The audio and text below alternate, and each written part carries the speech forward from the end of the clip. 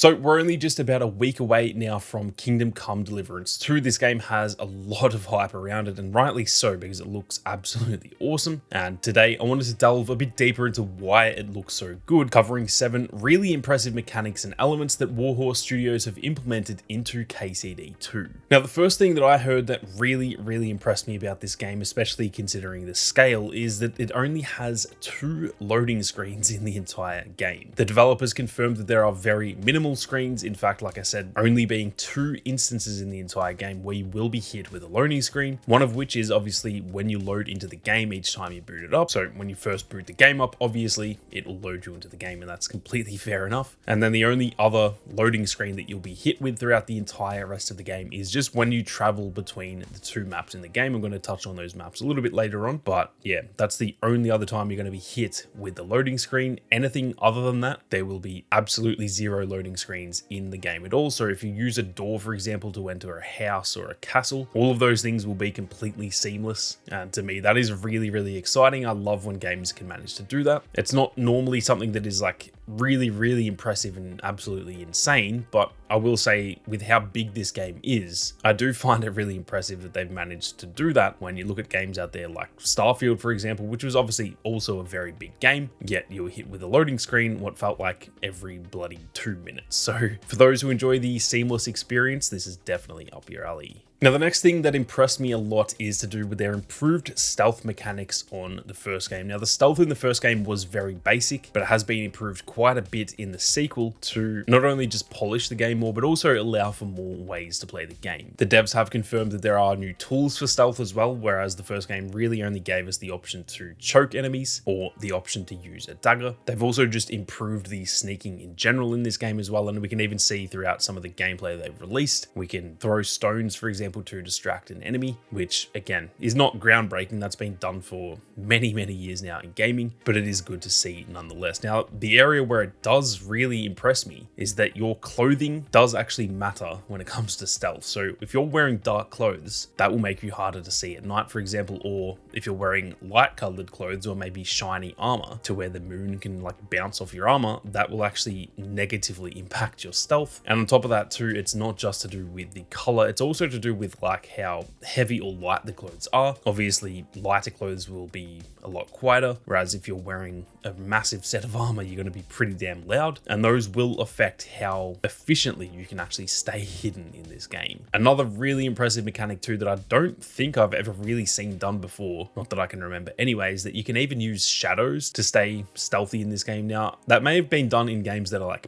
based on stealth, but obviously in this game, stealth is not like the primary way to play. So a mechanic like that being in this game, even though it's not really a pivotal part of the game, I actually think that is really impressive. So I'm keen to get out there and see how deep the stealth actually is in KCD2. Now, on top of the stealth mechanics, they have also improved some other combat mechanics as well, that most notably being the ranged combat. Now, in the first game, we were able to use bows. However, we are going to be seeing the addition of some more ranged weapons in this game, most notably with crossbows, as well as some early firearms as well. The game is set in the 15th century, and that is around the time that some very early firearms were, I guess, being prototyped or used very rarely, and because of that, we will be able to get our hands on some of those firearms. Like I said, the first game did have bows already, but a lot of people raised concerns about the lack of crossbows considering their historical significance, and something else about the bows in that game is that you could only use them on foot. We can now use bows on horseback as well, which is not only just a great quality of life addition, but it should add a lot of dynamism to the combat to where there are actually more ways to play now. Obviously, in most games, if you're playing on horseback, it makes you a lot harder for the enemies to get. You can sort of avoid damage a lot easier that way, and now that we can attack on horseback, obviously you can with your sword and stuff in the first game, but being able to attack from range on a horse, that is going to be pretty damn OP, and I'm very keen to get my hands on it. Now, before we go any further, if you guys are interested in more KCD2 content, be sure to hit that subscribe button. There is plenty more content on the way, both in the lead up to launch and plenty of tips and tricks content after launch too, so make sure you don't miss out. Now, something else I'm really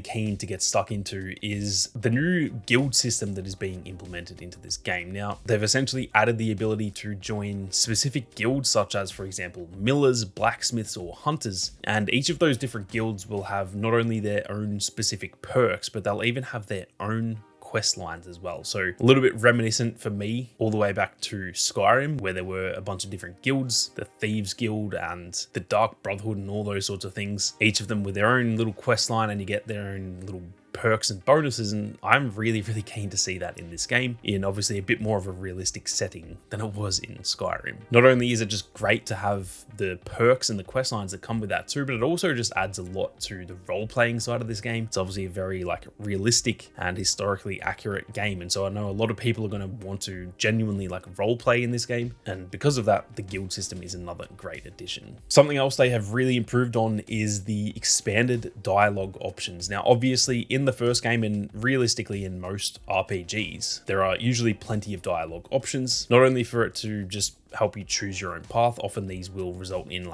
slightly different endings or whatever, but they also usually feature stuff like persuasion and intimidation and stuff, and that is exactly what the first game had too. They had the persuasion, intimidation, and bribery skills, I guess you would say. Now in this game, they are adding the appearance, coercion, and dominate skills on top of those skills as well. So they are actually fleshing out those dialogue options. The one that really stands out to me is the appearance skill, because based on what you are wearing, NPCs will actually act differently, and that is going to drastically affect the game. So as an example, if you're trying to get into a castle and there are guards at the gate, if you're in an awesome set of really intimidating armor, they will be impressed or even intimidated, and they will generally let you into that castle, or at least be much more likely to anyway. Whereas on the flip side, if you're wearing peasant's clothes, then no one out there in the world is going to really treat you with the respect that you actually deserve. So that is a really cool feature. There's been other games that have sort of touched on that as well, so it's not some sort of groundbreaking feature, but it is a pretty rare thing to see. I can't really remember too many games where what you're wearing will directly impact the NPC's attitude towards you. I'm definitely keen to see how deep this actually goes. Now, something else that has really impressed me is to do with the map, or I should say maps in this game. Yes, the game does contain 2 different maps, and